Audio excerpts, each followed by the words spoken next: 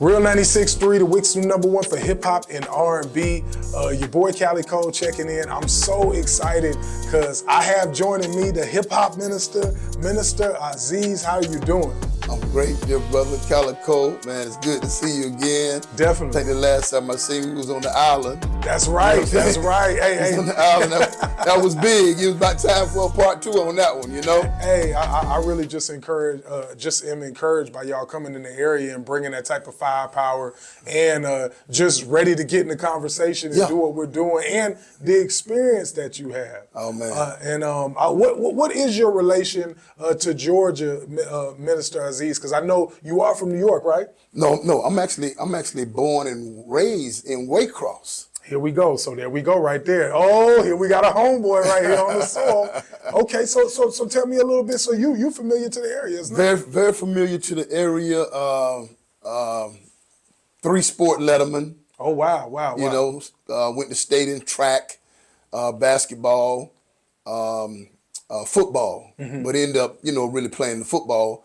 And, got inducted, I think, in '96 into the Ware County Hall of Fame. Oh, so you a real Gator. You ain't no joke. Okay, all right. Actually, a Bulldog. Oh, Bulldog? Before it just... before they switched it. Before they switched it up. I see now. You just put me on some game. I didn't know they was the Bulldogs before they was the Gators. I led us to the last state championship. Hold up, talk that talk. Hold up. Yeah. I'm the one they was calling Baby Herschel when Herschel Walker was leaving the University of Georgia. Yeah. We both wore number 34. We both was the Bulldogs. Yeah. And we both wore the silver breeches, if you will. Yes, sir. And he was definitely someone that I looked up to. Well, in that area, in that time, and you just talk about you naming Herschel Walker, and you talking about football, sports in Georgia, kind of like being the first catapult, and you seeing like a black man get that type of recognition down here. Yeah. Like how did it feel to be a part of that? Like, did you feel like when you started playing sports in your area that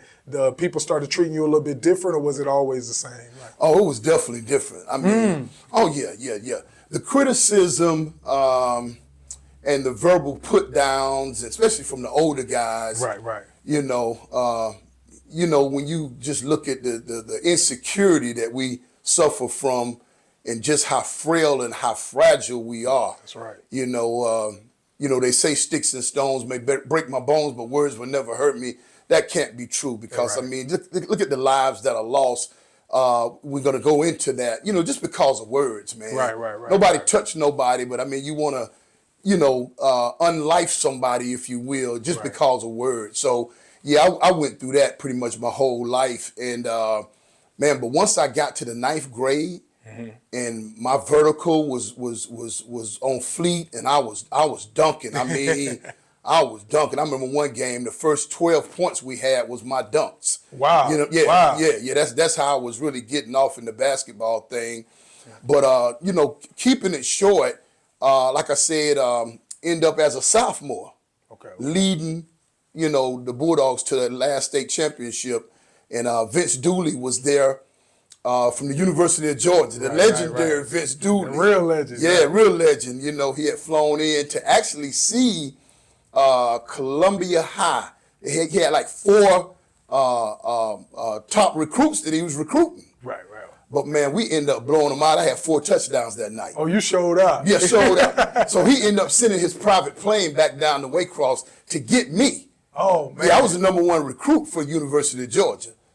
Yeah, so if I was a #1 recruit and running back for the University of Georgia, you was tough. It was like that all across the country.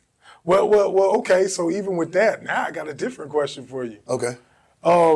Even with the climate changing, like with the sports and with you talk about NIL deals and people making money. Like, do you missed out on some money in South Georgia just by being in that time period, or was there still ways that you could,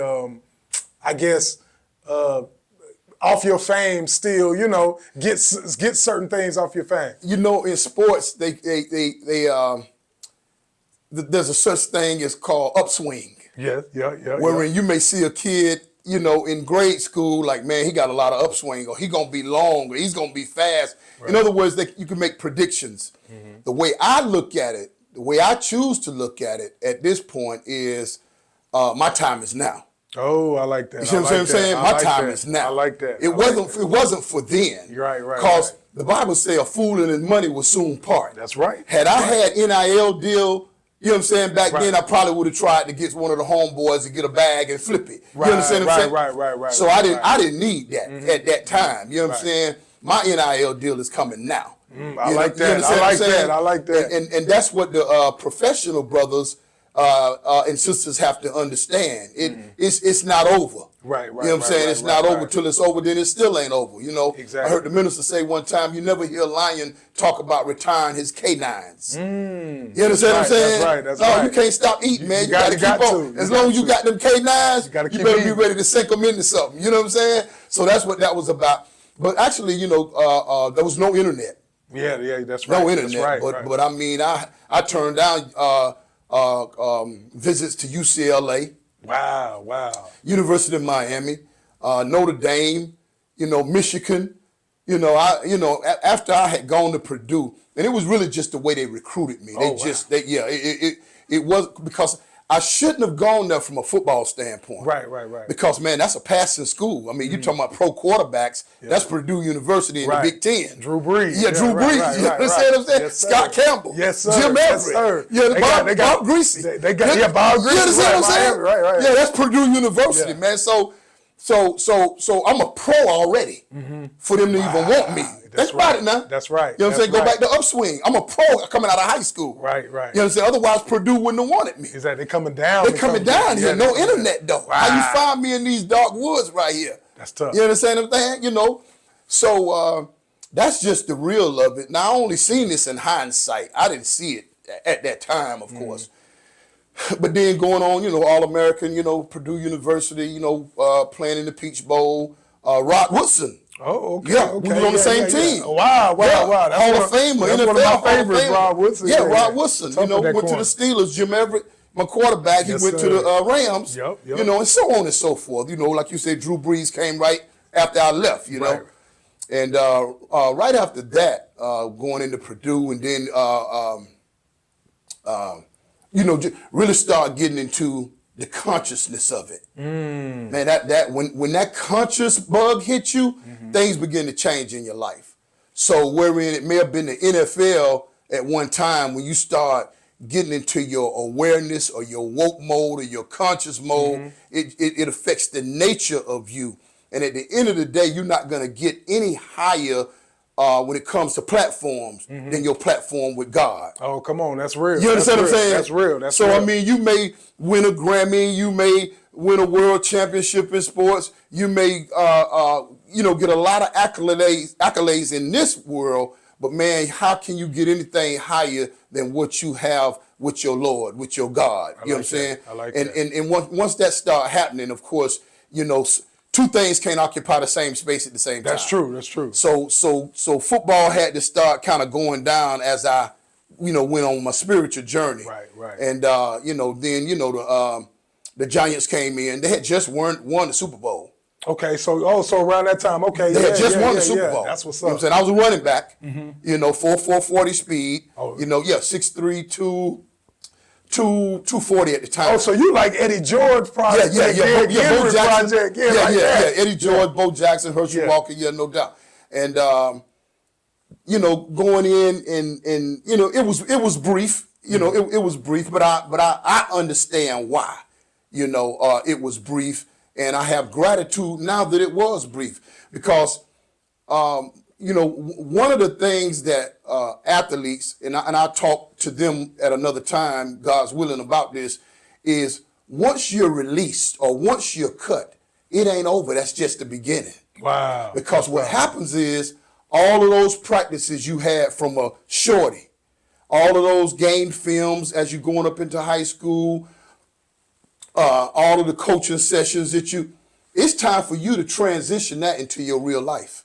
Ooh, yeah. It show that discipline in what you're doing. You cannot feel like because you never lacing them up again on the field or on the court, it's over with. Wow. That's when it's just beginning. Sports is the game of life. Wow. Can you transition? See, you got to transition a lot from amateur sports to professional sports. Right. Well, you got to do the same thing when it comes to life. take all the principles of your sports, man, and transition that thing into your life. That's right. To your marriage, into your parenting, into your spiritual life, into your economic life. We had to study playbooks. Are you studying your real estate manual? Oh, wow. You understand what I'm saying? Right. Are you studying your Bible? Are you studying your Quran? Right. Are you studying how to have a successful marriage? Are you studying how to be a better parent? Are you studying the municipal laws of the area that you live in? Whew. I didn't know that I couldn't pop fireworks. Well, that's a city ordinance. Right. You understand what I'm saying? Right, I didn't know I couldn't ride my bicycle on the street. Well, that's a bike lane right over here. Right. We have to continue to study even as we come out of sports, you know. So, you know, then, you know, by the time the Giants thing, you know, like I said, I'm almost full-blown consciousness. You understand what I'm saying? So I'm kind of happy in a way so I can get on with this mission work. Exactly. You understand what I'm saying? So it just went on from there to, you know, obviously, you know, being in the nation, you know, doing security work inside.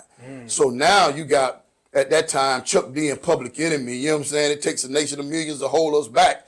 You know what I'm saying? Okay, so hold up, before you even get there. So I heard you mention the Giants. Yeah. And so is this like, the Giants is kind of like almost did you already have a relationship with New York, or was it like they pulled you to be in? They pulled me. Wow, that's once again, that's dope. Purdue came to get me. Okay, from down here in the woods. Yeah. You understand?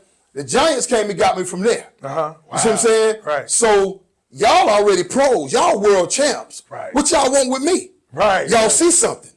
You understand what I'm saying? Right. So yeah, they you know, brought me on in and we did our thing, you know, like I said, and after that brief run, we went on just kind of full-fledged nation, and it just spread out from there. It was so unique from there because it went from Ice Cube to Chuck D.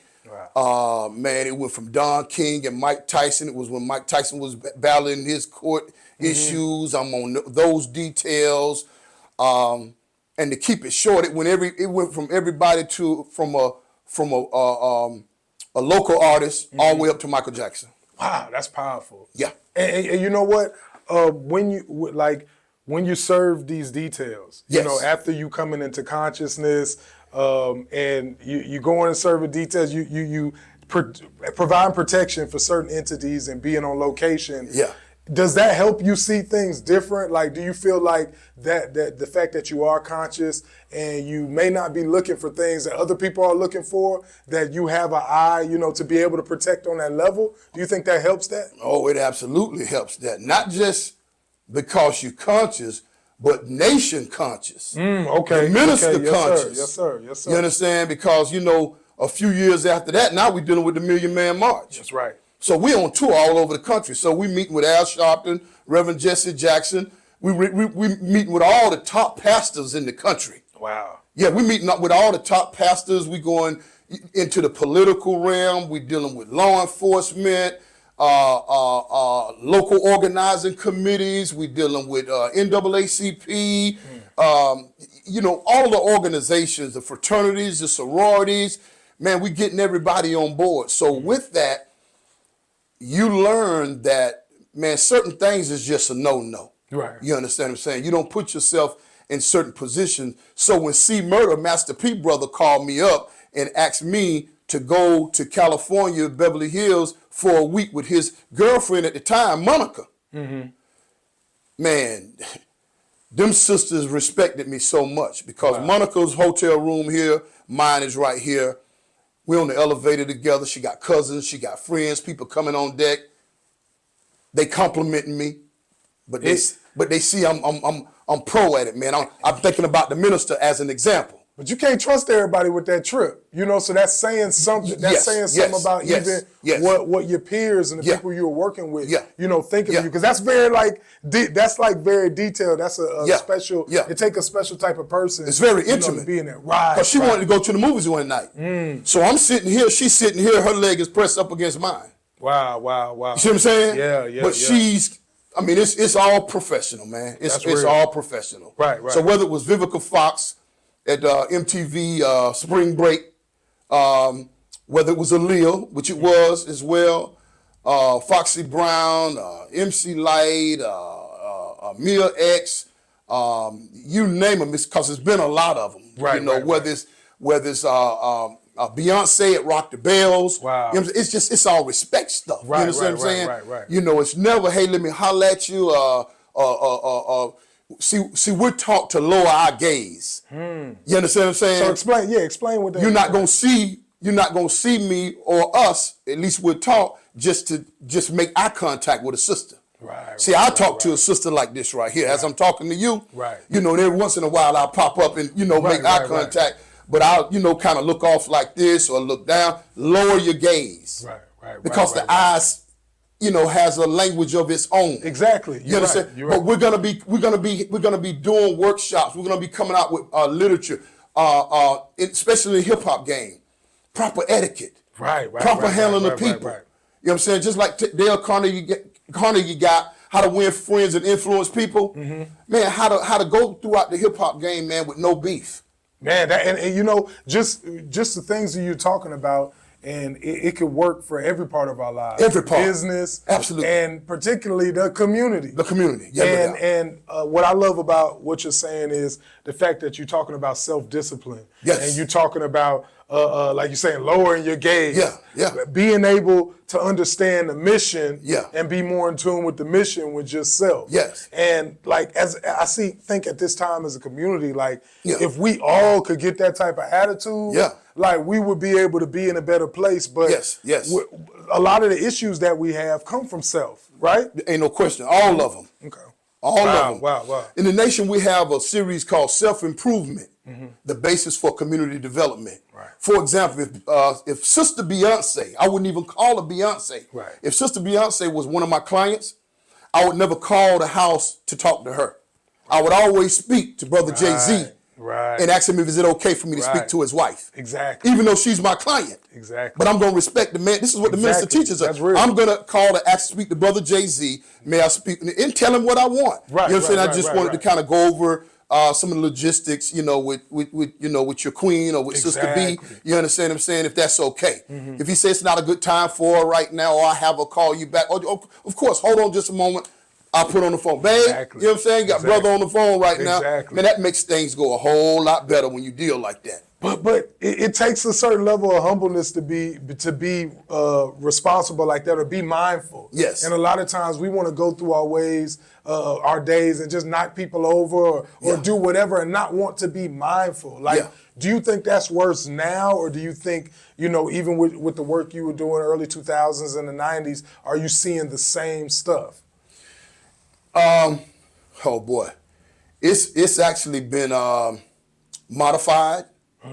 Okay. On purpose. It's actually been promoted. It's been coached. It's been systematically designed for it to be so much more degenerate, so much more worse. Right. And it's getting so much even more worse at this time, which would deal with all that as well, which is one of the reasons why I'm in here today. Right. You understand what I'm saying? So I mean, right now, it's really, really, really on the bottom. Okay, it was bad then, but man, it's right now, boy. It's really gonna take an intervention from God in the person of people like yourself and myself and others to really, really, really come out of those lofty places, man, and get out here and touch our people. Well, it's so interesting, and now that I have the full foundation of knowing that you're from Waycross, so in the area. How does it feel like being, seeing so much violence, like from Savannah to Brunswick? Just we're having a lot of big city problems in this small area. But it seems like it's getting worse, and it's almost like nobody knows how to put a hand on it. Well, what happens is the internet has shrunk the world into a town hall meeting. Very true. Okay? I like that. I like that. So New York ain't New York 20 years ago. Right. New York is Brunswick. Right. New York is Savannah. Right. Chicago is Jacksonville. Right.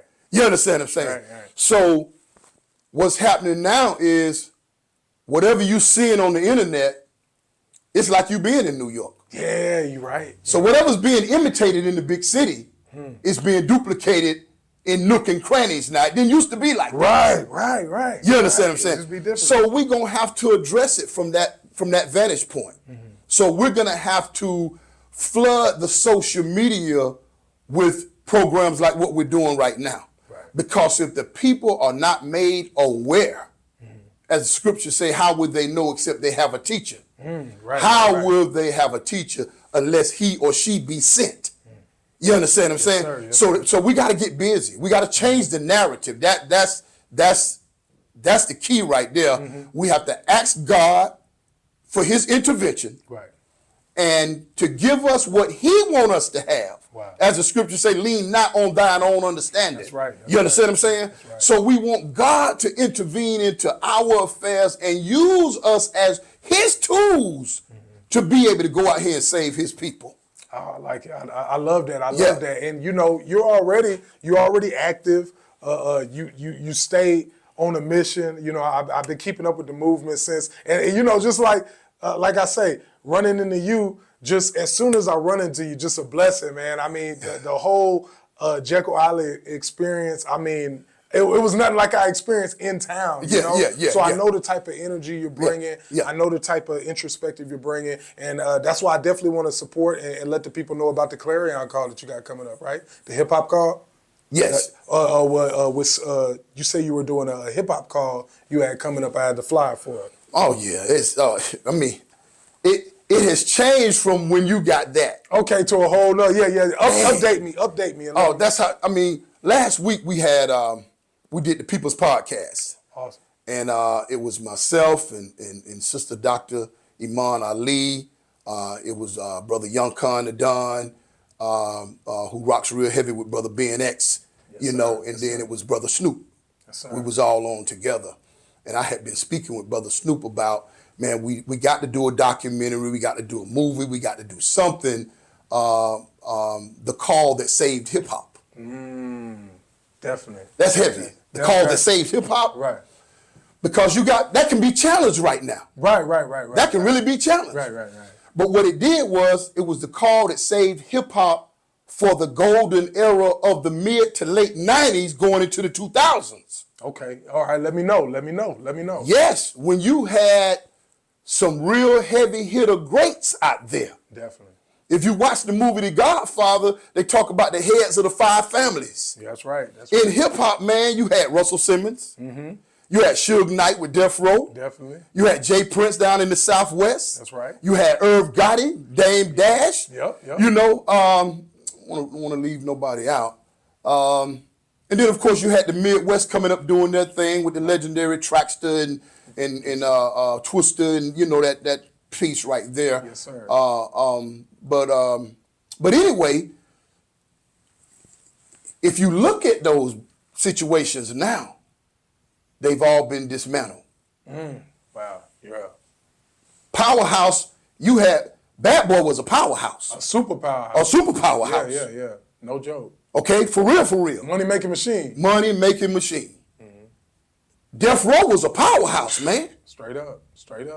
So Def. Yeah. Jermaine Dupri. Yeah. Come on. Powerhouse. Jay Prince. Powerhouse, man. We can't overlook that. That's right. We can't overlook that. Hip hop, R&B, R. Kelly. Oh yeah, brother, powerhouse. He hopped on. I don't know if they were saying it was AI or if it was his actual voice, but they got like a Chris Brown remix floating around with his voice on it. It sounds like it's him. Still just a. But he's so creative. It probably is him. It probably is. He probably is. He's such a genius. Right. You're right. You understand what I'm saying? Right. Yeah. And we have to find another way to deal with our geniuses, our good people that makes mistakes. Oh man, touch on that, brother. I'd like to hear that because that's real. Because people act like they don't make mistakes. Go ahead. Exactly. Because the real question is, where did they learn it from?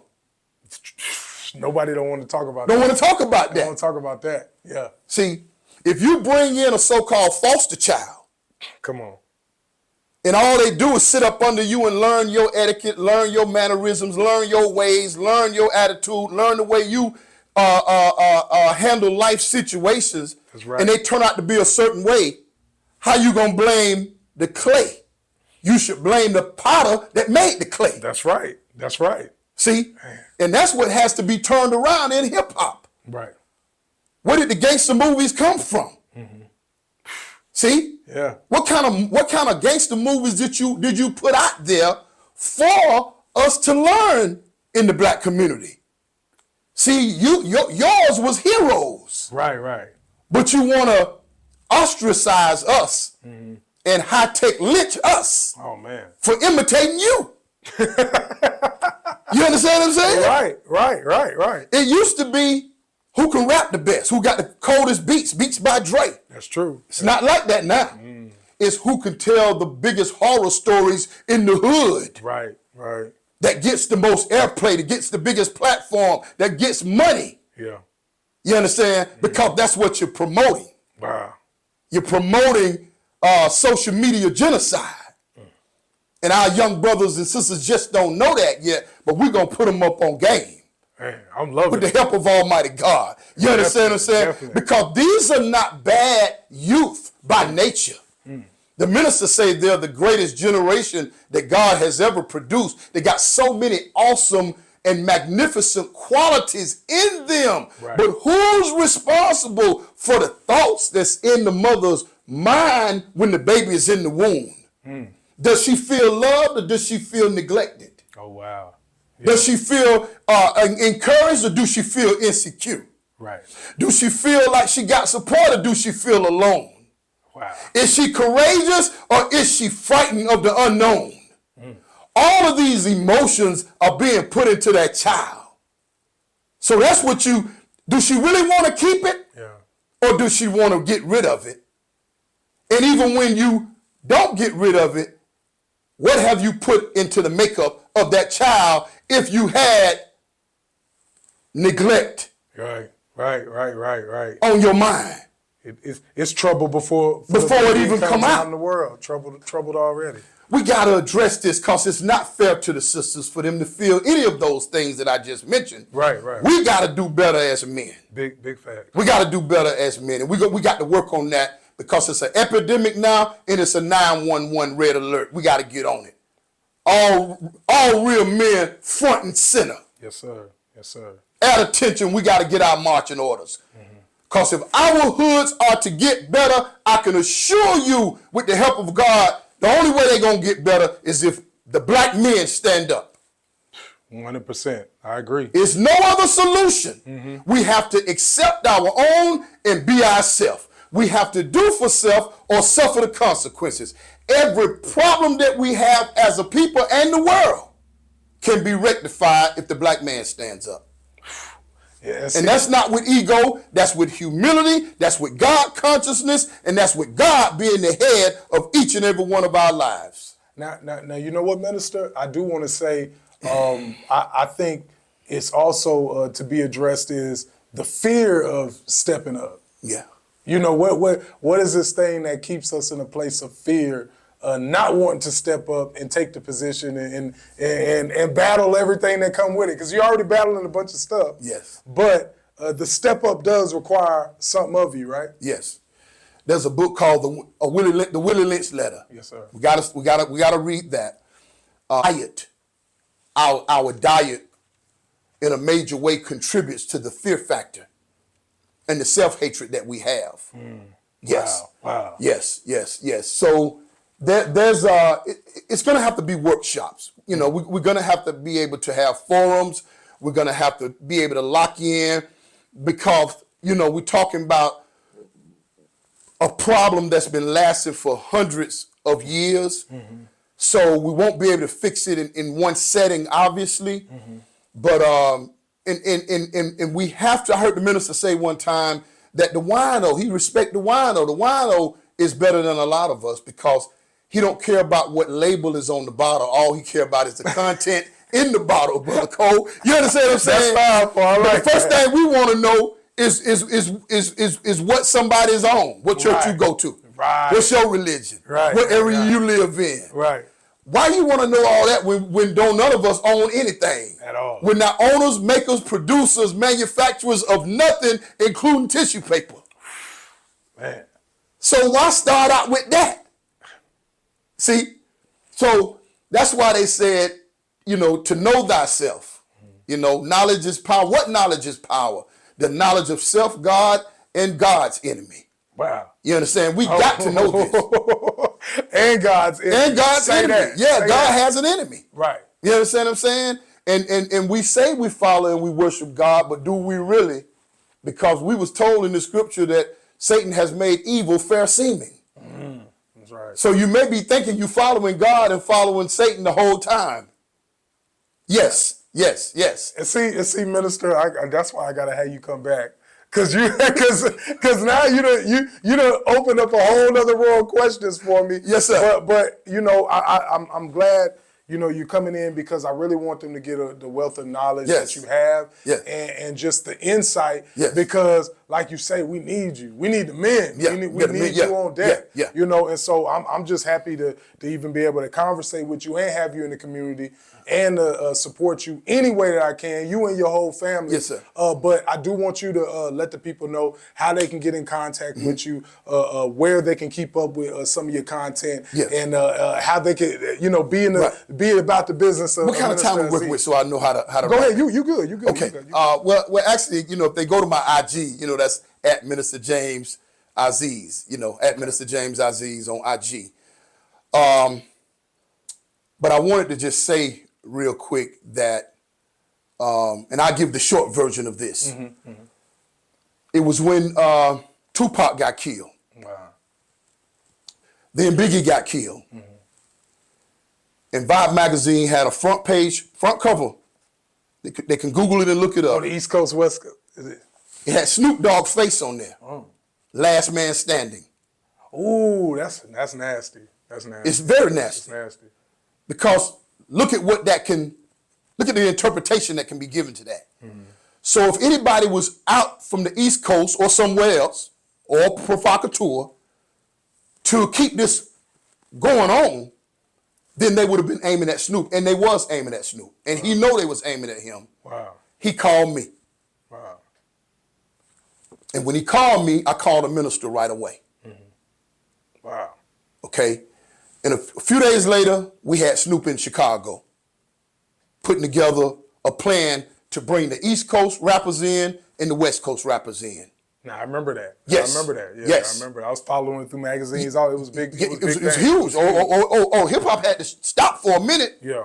You know what I'm saying? We had to pause, as Damon Dash would say. You're right. Everybody was nervous. Yeah, no, it was real. Yeah, it was real. And see, some of these guys, they get on the internet now, Brother Calico, and they try to make it seem like Suge Knight was a joke.